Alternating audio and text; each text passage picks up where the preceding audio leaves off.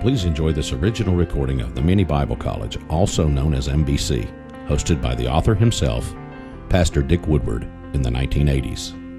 International Cooperating Ministries is privileged to make his timeless Bible lessons available. Each weekly episode is 30 minutes. Together, these sessions create a 3-year curriculum. This practical walk through the Bible is nurturing believers and equipping disciples speaking 31 languages in more than 50,000 small group Bible studies around the world. Now, here's Pastor Woodward with the Mini Bible College.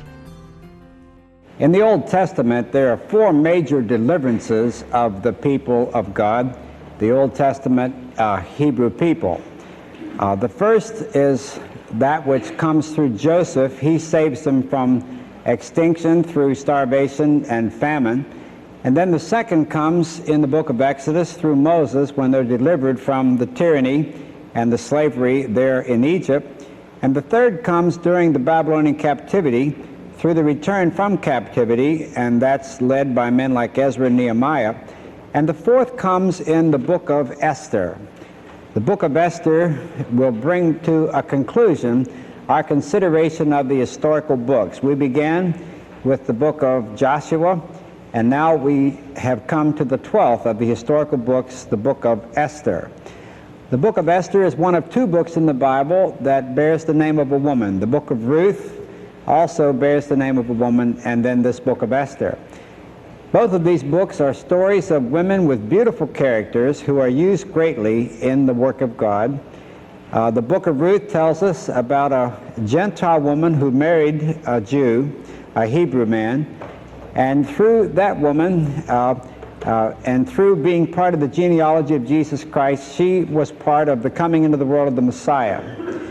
Now this second woman, Esther, is the story of a Hebrew woman who marries a Gentile, and since she saves the Jewish people from genocide, she preserves that messianic line through whom the Messiah is to come. Now, the book of Ruth was a beautiful love story. The book of Esther is a drama. And I believe the book of Esther could be seen as if it were a play. It would be a wonderful thing for a playwright to make a play of this book of Esther. And so we would like to approach the book as if it were a play. Scene 1 might be entitled A Persian Party.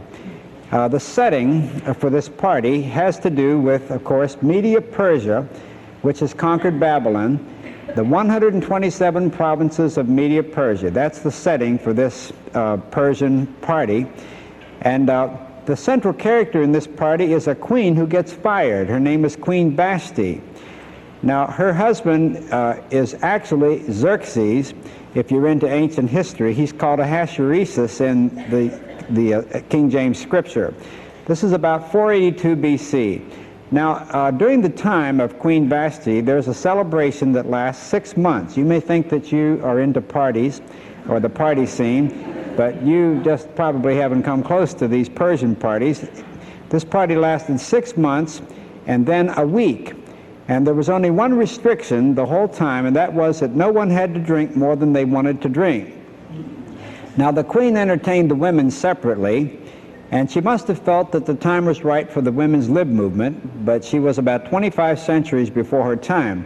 She was summoned by her emperor husband to come and parade her beauty before these men who had been drinking for 6 months and 1 week, and she refused.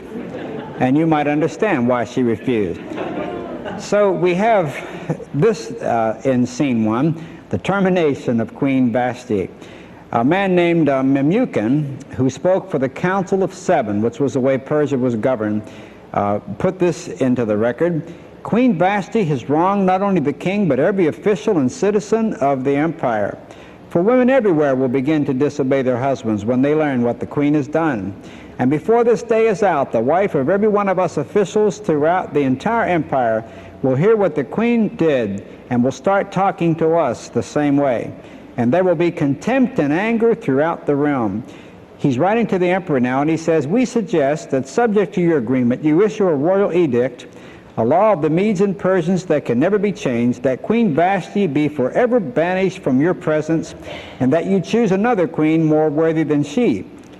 When this decree is published throughout your great kingdom, husbands everywhere, whatever their rank, will be respected by their wives. The king and all his aides thought this made good sense, so he followed Memucan's counsel and sent letters to all his provinces and all the local languages, stressing that every man should rule his home and assert his authority. So you might say that in scene 1, we have the firing of a queen. Now, scene 2 in this beautiful play that is the Book of Esther, I have called a Persian pageant. There's a beauty pageant put on in Persia. It's put on throughout the 127 provinces of Media-Persia. Now, it's no ordinary beauty contest. This council of 7 come up with a plan that they think will please the king. They say, we would like to suggest that a beauty pageant be held all over Media-Persia, and all the most beautiful women in all of Media-Persia be gathered together and brought to your harem, and one by one you can sleep with them until you decide which one is the most beautiful and desirable woman in all of Media-Persia, and then put the crown on her head that you have lifted from the head of Queen Vashti. It says in the Living Bible, naturally this plan pleased the king, and he thought it was a good idea, and so they had this beauty contest, which was really conscription, and it was very cruel. We're told that they had 2 harems in those days. You may wonder how these kings could have so many wives. Solomon had 700 wives and 300 concubines, and you can't even get along with one. And you wonder, how in the world could you have 1,000 women? Well, it wasn't like it is today. They had harem A and harem B, and this was very cruel. It says that when these girls were conscripted, they were given beauty courses and treatments for months, perhaps even a year, and then their night would come when they would go to be with the king. Each girl, it said, would have her turn for spending the night with the king. And on that occasion, she was given her choice of clothing and jewelry and all the rest of it. She was taken to the king's apartment in the evening, and the next morning returned to the second harem. And it says, she would live the rest of her life, never seeing the king again, unless he had especially enjoyed her and called for her by name. And most of the time he was so drunk he couldn't even remember she had been there. Now, that's cruel. Now, this is where we begin to meet the characters in our play. The best supporting actor, that would go to this man named Mordecai. Mordecai was a Jew who was captured when Jerusalem was destroyed, and he was exiled to Babylon. And he had a lovely young cousin whose parents were massacred when Jerusalem fell. And this young woman he raised like a daughter, even though she was his cousin. She was incredibly beautiful. And he raised her up just like a daughter. And of course, that would mean that he was the head of the household, and she just did everything that he said. Well, Mordecai was absolutely appalled when Esther was rounded up for this beauty contest and taken to harem A. And it says that day after day he would come and inquire about Esther and ask about her. And I'm sure he was filled with much anxiety. Now, he had instructed her not to tell anybody that she was a Jewess. And because she respected him, she did not do that. And that's a very conspicuous and important concealment. There's another concealment in this plot that I think becomes very important. One day when Mordecai was on duty in his work there in the chancellery, he overheard 2 men plotting to assassinate the emperor, and he reported this assassination plot. And the emperor's life was spared, and these 2 men were impaled alive, and a record was made in the Chronicles of the King, but it was overlooked and no reward was given to him. Now, after Esther had her night with the emperor loved her more than all the others, and he put the crown of Media-Persia on her head, a Jewess. And now we have a Jewish young woman, queen of all of Media-Persia. Later on, it was her son, her stepson actually, Artaxerxes, who gave Nehemiah permission to go back and rebuild the wall around the city. You may wonder, why was he so favorably disposed toward Nehemiah? Well, it was because Esther was his stepmother, and she had probably influenced him greatly. Now, scene 3 I call a Persian purge, because a great purge takes place. You meet the villain in scene 3. The prime minister of Media-Persia is a man named Haman, and he's very, very wicked. As he goes down the street every day, he wants everyone to bow down before him, and everybody does, all except a man that we might call the prime minister of God, a man named Mordecai. He's a Jew, and the Jewish scriptures said, "Thou shalt worship the Lord thy God, and him only." and he would not bow down to Haman. Now, Mordecai was willing to pay for the consequences of his own decision, his own personal consequences in his own life, of course. But I'm sure Mordecai wasn't prepared for this. Haman was so upset that he wouldn't bow down that he inquired why he wouldn't bow down. And when they said it's his religion, he's a Jew, then Haman said, he gets the king drunk and he gets his signet ring and he issues one of those laws of the Medes and the Persians that cannot be changed, that at the end of February, and this is in April, at the end of February of the next year, every single Jew on the face of the earth is going to be put to death. He isn't just going to get Mordecai for that. He's going to get every Jew on the face of the earth. They rolled the dice to determine the date, and in the Persian language, for rolling a dice, the word for that is pur, P-U-R. And so in this scene you have the purge and you have the pur. The dice are rolled, and it comes up that every Jew on earth is going to be put to death on the 28th of February of the following year. Now, here you have some beautiful teaching in the book of Ezra. When this happens, of course, Mordecai is very upset. It says when he learned about this, he tore his clothes and put on sackcloth and ashes, and he went out into the city crying with a loud and a bitter wail. I guess he would. Every Jew on the face of the earth is going to die for his decision to not bow down to this wicked man. And throughout all the provinces there was great mourning, fasting, weeping, and despair, with many in sackcloth and ashes. Now at this time, Mordecai goes to Esther. He sends a message to her, telling her about this decree of doom, and he asks her to intercede with the emperor on behalf of all the Jews in the Persian Empire. Now, Esther replies by saying to Mordecai, Mordecai, you realize that when you go into the presence of an emperor of Persia, he holds out a scepter if you haven't been invited. And if he holds out that scepter, you're all right. But if you go into his presence uninvited and he doesn't hold out the scepter, you'll be put to death. And he hasn't asked for me for a couple of months. Well, Mordecai says a beautiful thing to Esther. He says, Esther, God's going to deliver his people. If it isn't through you, it'll be through somebody else. But it just may be for such a time as this, you are come to the kingdom. Why do you think you're sitting on the throne of Media Persia? It's probably for this very moment. Now, when Esther hears that from her cousin father, she says, go and gather together all the Jews and fast for me. Do not eat or drink for 3 days, night or day. And I and my maids will do the same. And then, though it is strictly forbidden, I will go in to see the king. And if I perish, I perish.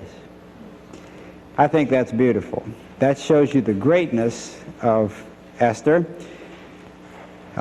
Somebody gave me this little poem that I think is fitting at this point. There was a black man in Rhodesia years ago who was asked to become the first black prime minister of Rhodesia and opposed many of the policies that were being used against blacks there. And he knew that anyone who had ever attempted to go against those policies was either killed or deported or put in a restricted camp. And he didn't want to experience those things. He didn't want his family to experience those things. And so he was praying as he never prayed before about the decision to become the first black prime minister in Rhodesia. Later on, when he made the decision to accept that responsibility with all of its dangers, after he had decided to say in so many words, if I perish, I perish, a friend asked him, what was it that moved you to make that decision? And Abel Mazarera, who was that first black prime minister, said, a friend handed me a poem while I was praying about it, and that poem moved me to make the decision. Here's the poem. It's called Do It Anyway. It says, people are unreasonable, illogical, and self-centered. Love people anyway. If you do good, people will accuse you of selfish, ulterior motives. Do good anyway. If you are successful, you will win friends, false friends, but true enemies. Succeed anyway. The good you do today will be forgotten tomorrow. Do good anyway. Honesty and frankness makes you vulnerable. Be honest and frank anyway. The biggest people with the biggest ideas can be shot down by the smallest people with the smallest minds. Think big anyway. People favor underdogs but follow only top dogs. Fight for some underdogs anyway. What you spend years building may be destroyed overnight. Build anyway. People really need help, but they may attack you if you help them. help people anyway. Give the world the best you've got and you'll get kicked in the teeth. Give the world the best you've got anyway. That's a beautiful poem. Do it anyway. And it moved Abel Mazarera to make a very, very important decision. Now, that's the kind of mentality Esther has, and it's the kind of greatness she has. And, of course, when she goes into the presence of the king, he doesn't just hold out the scepter, he gives her the scepter. I mean, this shows you what a beautiful woman she must have been. I had a man ask me one time, after he read the book of Esther for the first time, has any artist ever done a portrait of Esther? Because he thought that must be a beautiful woman, because you see the power she has over the emperor. Well, the emperor holds out the scepter, and he says, "What is it, Esther?" And Esther's so wise, and this is the way they used to do business in that part of the world. We go for the juggler today in our culture. We want the bottom line, you know, the first 5 minutes. But they didn't do it that way then. She said, "I'd like for you to come to a special banquet, and I'd like for you to bring your prime minister, Haman. And at that banquet, I'll tell you what I want."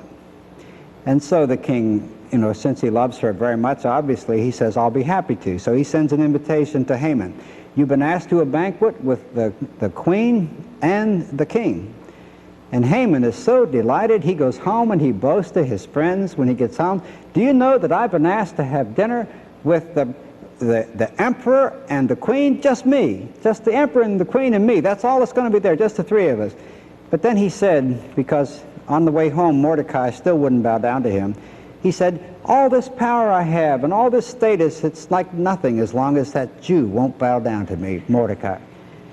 And he's trying to appease his anger, and finally one of his family members suggests, "Well, why don't you vent your anger by building a great big 75-foot gallows, and then in the morning you can go in and ask the emperor, you know, get him drunk and get the signet ring and issue a decree and hang Mordecai on that gallows." So he works on this gallows and vents all his anger. Now here's where the providence of God becomes the theme of the book of Esther. That night the king can't sleep, and so he asks somebody to come and read his chronicles to him. And while they're reading the chronicles, they just happen to read an account of how Mordecai prevented an assassination. Mordecai turned in that information about the assassination plot, and the king interrupts the reader and says, "Did we ever do anything for him?" And they said, "No." He said, "Well, I'm going to do something for him. It's early in the morning, by this time it's daylight." He says, "Anybody come in yet?" Well, Haman's come in early because he wants to get permission to hang Mordecai. And they said, "There's nobody out there except Haman." The king says, "Send him in." So Haman comes in, and the king says, "Haman, let me ask you a question. If you were emperor and there was someone in your kingdom you wanted to honor, how would you do it?" Well, Haman's thinking, who else? You know, who else is he going to honor? So he says, "Well, I'll tell you what I'd do, king. I'd get your royal horse and your royal crown and your robes, and I'd put that man on that horse, and then I'd get one of your most highly respected officials to lead that horse through the streets and say, 'This is the man the king delights to honor.'" And the king said, "That's tremendous. Now you get the horse and the robe and the crown, and you go out there and get that Jew named Mordecai, and you do it to him. You put him on the horse, put the crown on his head, and you lead the horse through the streets and say, 'This is the man the king desires to honor.'" You see, wicked Haman learned the golden rule a long time before Jesus taught it. Whatever you would that men should do for you, you do that for them, only he was forced to learn it. Now, after he does this and he's completely humiliated, he goes home and he's not only humiliated, he's scared because he realizes he's tricked the king into passing an edict that all of Mordecai's people are going to be killed. But he doesn't know yet that the queen is also one of those people. I think a good title for the book of Esther is "Guess Who's Coming to Dinner?" You know? Now, they have two banquets, actually. Esther's so beautiful about this. They come for that first banquet, and after they get to the wine course and the whole meal's over, the king says, "Now, what is it, Esther?" "To the half of my kingdom." And she says, "I want you and Haman to come back for another banquet." It's in between these two banquets that this happens, that these providential things happen. Now, when they come back for that final banquet, Esther's so beautiful about this. When they get to the wine course, and by this time Haman's a little nervous, she says to the king, he says, "What is it you want, Esther, to the half of my kingdom?" And she says, "All I want, king, is my life. I mean, if these people just wanted to make slaves out of me and my people, that would be one thing." And I'm sure the tears start to fall, and she's so charming when she says it. but they want to take my life, king. And the king says, who would ever do a thing like that? And she says, that man right there. Because he got you to pass a decree that me and all my people will be exterminated on the 28th of February.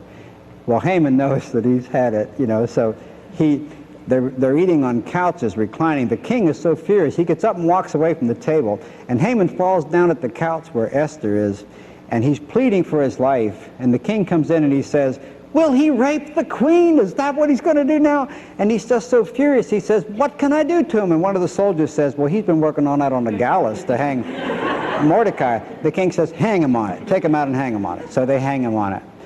And now they have a problem still. And that problem is this. A law of the Medes and the Persians has been passed that says that on the 28th of February, every Jew is going to die. And the laws of the Medes and the Persians can't be changed. So what are they going to do? Now, everything works out well. Mordecai is given Haman's job, and they're given all the property and wealth that was Haman's, and things are going well, but they still have this problem of this decree. And so they come, Mordecai, who's now the prime minister, comes with Esther to the king, and they say, we got a problem, we got to solve it. How are we going to solve it? And so they decide to issue a counter decree, to counter the first decree. And instead of saying that it's going to be open season on all the Jews in the provinces of Media Persia on the 28th of February, they pass a second decree saying it's going to be open season on the enemies of all the Jews. But they have this problem. They have to get the decree out to 127 provinces of Media Persia, and that was a world empire. And they don't have jets, they don't have TV, they don't have radio. They just have camels and dromedaries and animals like that. But you know what? They do it. They get the word out. They absolutely get that word out in time to save those Jews. Now, by the time they decide to get the word out, they have about 6 months to do it. And in 6 months, they reach the whole world with that good news. You Jews who are under a decree of death, here's a decree of life. They get that decree of life out to them. Now, frankly, here is at least one application to the story of the book of Esther. 2,000 years ago, Jesus Christ said to us in so many words, the whole world is under a decree of death, but I am issuing through you a decree of life. Get that decree out to the whole world that's under its decree of death, and they'll be saved from that death, that eternal spiritual death. He said that 2,000 years ago, and we haven't gotten that decree out. There are still a lot of people under the decree of doom and death, and they've never heard about the decree that reverses that decree, which can give them eternal life. Now here's my question. Why is it that back there in the book of Esther, in 6 months they reached the whole world with that counter decree? It must have been because they believed in both decrees. They believed that that Persian decree was a decree of death. All those Jews were going to die. They believed that. And they believed that they held in their hands the decree of life. They believed that. And so in 6 months, they got it out to the whole world. Now, why haven't we gotten our decree of life, the gospel of Jesus Christ, out to the world? I think it must be that perhaps we don't believe in the first decree. We don't really believe those people are under a decree of death. We don't believe they're lost. That's one reason. Or it's perhaps because we don't believe in the second decree. We don't believe we hold in our hands a decree of life. I remember hearing a young pastor tell that he was asked in the state of New York to pray with a young man who was going to be electrocuted back in the days of capital punishment. And as he had a chance to share with that young man, he shared the gospel with that man. And that young man said to the pastor, "Preacher, do you really believe that?" And the preacher swallowed hard and he said, "Yes, I do believe that." And the young man said, "Well, why hasn't anybody told me until now?" He said, "Preacher, if I believed that, I'd be crawling up and down the East Coast on my hands and knees telling people that, if that's really true." You see, you have to ask yourself, do you really believe that? Do you believe the world's under a decree of death, that they're lost? And do you believe that the gospel of Jesus Christ is a decree of life? If you believe in both decrees, it seems to me you're going to do something about it. It seems to me that the reason why the church hasn't gotten its decree of life out to the world in 2,000 years must be that we just don't believe it. I think that's one application to the book of Esther. Another beautiful application to the book of Esther is, it's a picture of the Abrahamic covenant. I'll bless those that bless you, and I'll curse those that curse you. I think another application, perhaps, to the book of Esther could be that it's the golden rule, perhaps in reverse, somewhat negatively, but it's an illustration of the golden rule, especially in the character of Haman. The golden rule has said in other religions, don't ever do anything to anybody that you wouldn't want them to do to you. Well, this seems to be getting a little more positive, even in the Old Testament. Think of what you would like for people to do for you, and then just do that for them. Well, that happens to Haman, even though it isn't very voluntary. Another important application to the book of Esther is the message of the providence of God. This was also true in the story of Joseph. All things work together for good. If you love God and you're called according to His purposes, all things, not just some things or most things or many things, all things work together for good. If you love God and you're called according to His purposes. That turned out to be true in the life of Joseph. It turns out to be true in the life of Daniel. It certainly turns out to be true in the life of Esther. When she is conscripted into that horrible, cruel beauty pageant and goes through all that she goes through in connection with that, is God dead? Is God not on the throne of her life? God's putting a Jewess on the throne of Media Persia through all of that. And so God was working at a time when His people were conquered, when they were helpless to stop this sort of thing that happened to Esther. That's one of the most important messages of the book of Esther, the providence of God in the circumstances of your life and mine. Do you believe God is sovereign in the circumstances of your life? Now, it isn't always true, of course. If you don't love God and you don't want Him to do with His purposes or plans, you can't go out and do as you please and say all things work together for good. These are very important conditions. If you love God with all your heart and mind and soul and strength, and with all your being, you're called according to His purposes. In that attitude, whatever happens to you, it's for His good. I've certainly seen that work out to be true many times, and I believe that you can see that work out to be true many times. Another application to the book of Esther, of course, as we've mentioned, is this application of world evangelism. The two decrees, these messengers who got that decree of life out to those Jews who were under a decree of death. What a beautiful example they are for us. I have come to almost hero worship foreign missionaries.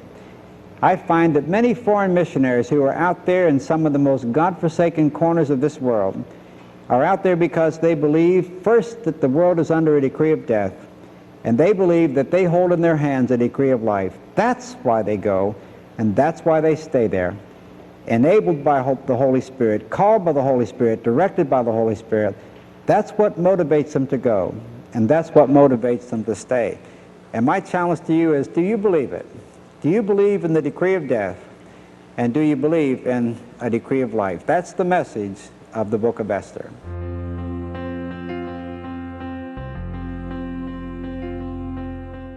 For more information on the Mini Bible College, please visit www.minibiblecollege.org or call 1-800-999-3892. International Cooperating Ministries is located at 1901 North Armistead Avenue in Hampton, Virginia.